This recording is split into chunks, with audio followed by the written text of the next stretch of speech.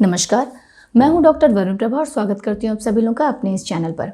आज के इस वीडियो में हम डिस्कस करने वाले हैं डायबिटीज़ के लक्षणों के बारे में, डायबिटीज़ के सिम्टम्स के बारे में।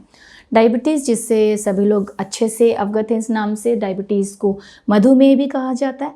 तो ये बेसिकली होता क्या है, मधुमेह या डायबिटीज़ होता क्या है? एक्चुअली ये ग्रुप ऑफ डिजीज़ेज़ और कंडीशंस है जो कि मेटाबॉलिज्म से रिलेटेड होते हैं और जिसके कारण जो ब्लड ग्लूकोज या ब्लड शुगर लेवल होता है वो नॉर्मल से बहुत ज़्यादा बढ़ा हुआ होता है। और जो ग्लूकोज़ होता है ये बहुत ज़्यादा इम्पॉर्टेंट चीज़ होती है, बहुत ही वाइटल फैक्टर है हमारे बॉडी के लिए, हमारे मसल्स के लिए, हमारे सेल्स के लिए, हमारे टिश्यूज़ के लिए बहुत ज़्यादा इंपॉर्टेंट है। हमारे ब्रेन का ये फ्यूल है बहुत ज़्यादा इंपॉर्टेंट, इसलिए ये हो जाता है।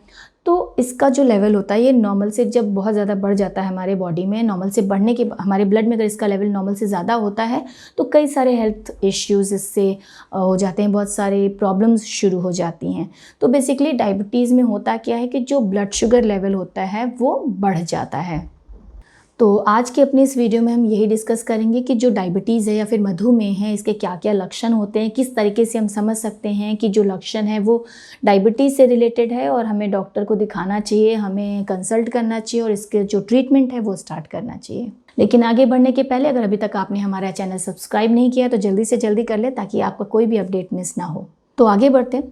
जो अंडरलाइन कॉज होता है डायबिटीज़ कॉज करने के लिए वो depending upon the type of diabetes अलग अलग हो सकता है, वेरी कर सकता है, लेकिन जो भी हो हमेशा हर कंडीशन में डायबिटीज़ में होता क्या है कि जो ब्लड शुगर लेवल है वो बढ़ जाता है और ब्लड शुगर नॉर्मल से ज़्यादा होने पे कई सारे हेल्थ जो कंडीशंस हैं, प्रॉब्लम्स हैं वो हो सकती हैं। तो जो क्रोनिक डायबिटिक कंडीशंस होती हैं वो टाइप 1 और टाइप 2 होती हैं। उसके अलावा जो पोटेंशियली रिवर्सिबल कंडीशंस होती हैं वो प्री डायबिटिक कंडीशन हो सकती है, जेस्टेशनल डायबिटीज़ हो सकता है।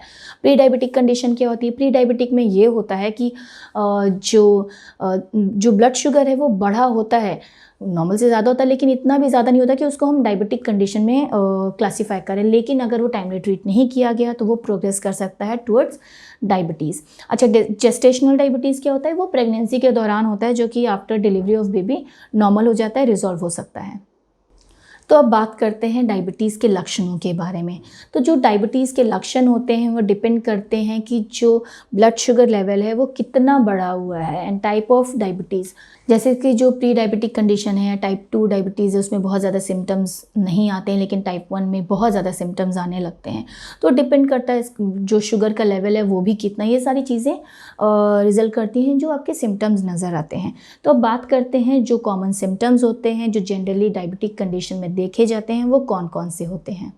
तो अगर कोई कंप्लेन कर रहा है जिसको कि बहुत ज़्यादा सडनली प्यास बहुत ज़्यादा लगने लगी हो या फिर फ्रीक्वेंट यूरिनेशन, बार बार यूरिनेट करने की उसको अर्ज हो रही है, ऐसे कंडीशंस होते हैं। उसके अलावा एक्सट्रीम हंगर मतलब बहुत ज़्यादा भूख लग रही हो या फिर अनएक्सप्लेन्ड वेट लॉस मतलब बिना किसी कारण के बहुत सडनली एकदम से वेट लॉस होना, वज़न कम होना शुरू हो जाए पेशेंट में। अगर कहीं चोट लगती है तो जल्दी वो घाव नहीं बढ़ता है, स्लो हीलिंग उसकी होने लगती है।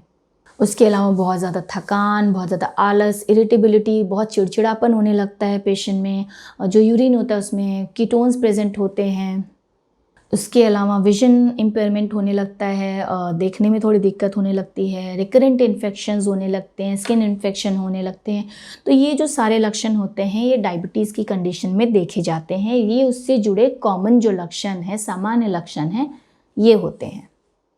तो टाइप 1 और टाइप 2 जो डायबिटीज़ है होने को तो किसी भी एज में हो सकता है, लेकिन यूजुअली जो टाइप 1 होता है वो यंग एज में होता है, एडोलेसेंट एज में होता है। वहीं पे टाइप 2 जो होता है वो ओल्डर देन 40 जो लोग होते हैं उनमें कॉमनली होता है।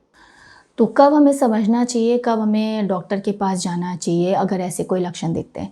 तो अगर जो भी मैंने आपको लक्षण बताए हैं इस तरह के लक्षण दिखते हैं या फिर ग्रुप ऑफ सिम्टम्स उससे रिलेटेड दिखते हैं, हमें खुद में दिखते हैं, हमारे परिवार में किसी में दिखते हैं, तो हमें तुरंत डॉक्टर को संपर्क करना चाहिए। अच्छा, मान लीजिए कि अगर किसी को पहले से डायबिटीज़ डायग्नोस्ड है तो हमें रेगुलर उसका फॉलोअप करना चाहिए, टाइम टू टाइम जो ब्लड शुगर है उसको मेजर करना चाहिए और फॉलोअप में रहना चाहिए। जो दवाइयाँ प्रिस्क्राइब्ड हैं उनको हमें टाइमली लेना चाहिए, अपने साथ रखना चाहिए हमेशा दवाइयाँ, अगर हम कहीं ट्रैवल कर रहे हैं, कहीं जा रहे हैं। अच्छा, हम जब जाते हैं डॉक्टर को अपने लक्षणों के बारे में बताते हैं तो वो कुछ एक तरीके के लैब इन्वेस्टिगेशंस आपको एडवाइस कर सकते हैं, ब्लड टेस्ट आपको एडवाइस कर सकते हैं, जिससे कि ब्लड शुगर लेवल और बाकी अगर उससे जुड़ी कोई जानकारी चाहिए तो उसका रिजल्ट उन्हें मिल जाता है, जिसके बेसिस पे ये जो डायग्नोसिस होती है वो की जाती है। तो इससे जुड़ी जो बाकी जानकारियाँ हैं, जैसे कि जो लैब इन्वेस्टिगेशंस होते हैं वो क्या और कैसे होते हैं, या फिर ब्लड शुगर लेवल नॉर्मल क्या होता है, क्या प्री डायबिटिक है, क्या डायबिटिक है, इसके लिए मैंने अपना दूसरा वीडियो बनाया है जिसको आप ज़रूर रेफ़र करें। उसके अलावा आप एक बार जान लेते हैं कि क्या क्या रिस्क फैक्टर्स होते हैं जिसकी वजह से डायबिटीज़ का खतरा बना रहता है। तो जो इम्यूनो कॉम्प्रोमाइज्ड लोग होते हैं, मतलब कि जिनमें जो इम्यूनिटी जिन कुछ लोगों की वीक होती है, उसमें ये डायबिटीज़ का खतरा रहता है। साथ ही साथ फैमिली हिस्ट्री, अगर किसी के परिवार में किसी को डायबिटीज़ की प्रॉब्लम है तो नेक्स्ट जनरेशन में इसके जाने का खतरा बना रहता है। तो हमेशा टाइम टू टाइम अगर किसी की फैमिली में ऐसी चीज़ है तो हमेशा ध्यान रखना चाहिए, टाइम टू टाइम डॉक्टर से इसके बारे में कंसल्ट करना चाहिए। अगर कोई लैब इन्वेस्टिगेशंस रिक्वायर्ड हैं वो करनी चाहिए, फॉलोअप करना चाहिए, कंटिन्यूसली मेजरमेंट रखना चाहिए अपने ब्लड शुगर का, उस पर नज़र रखनी चाहिए। साथ ही साथ ओबेसिटी है, मोटापा है, बहुत ज़्यादा वेट है, ये सारे जो होते हैं ये रिस्क फैक्टर्स होते हैं। उसके अलावा ट्राइग्लिसराइड, कोलेस्ट्रॉल की बढ़ी हुई मात्रा भी डायबिटीज़ को प्रोग्रेस करने में हेल्प करती है।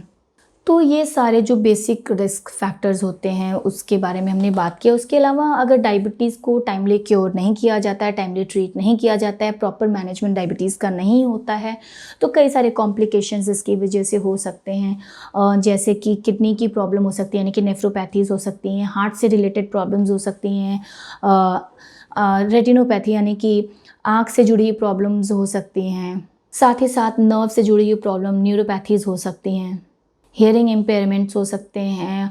तो बहुत सारी कंडीशंस हैं, बहुत सारी कॉम्प्लिकेशंस हैं। अगर डायबिटीज़ को टाइमली क्योर ना किया जाए, ब्लड शुगर लेवल अगर परसिस्टेंटली हाई रहता है तो बहुत सारे हेल्थ प्रॉब्लम्स हो सकते हैं। तो अगर इसीलिए जो लक्षण मैंने आपको बताया, अगर इस तरीके के लक्षण किसी में भी नज़र आते हैं तो तुरंत उसको अपने डॉक्टर से संपर्क करना चाहिए, अपना ब्लड शुगर चेक करना चाहिए। जो भी इन्वेस्टिगेशंस, लैब इन्वेस्टिगेशंस या मेडिसिन डॉक्टर प्रिस्क्राइब करते हैं उनको फॉलो करना चाहिए और अपने डॉक्टर के कहे अनुसार चलना चाहिए। तो आज के अपने इस वीडियो में हमने डिस्कस किया डायबिटीज़ से जुड़े लक्षणों के बारे में, समझा कि किस तरीके से हम लक्षणों को कोरिलेट कर सकते हैं डायबिटीज़ के साथ, और उम्मीद करती हूँ कि इससे आपको काफ़ी मदद मिलेगी। उसके अलावा भी अगर आप कुछ हमें बताना चाहते हैं, किसी तरीके का कोई सुझाव देना चाहते हैं या कुछ और जानना चाहते हैं, कमेंट बॉक्स में जाके हमें ज़रूर बताएं। धन्यवाद।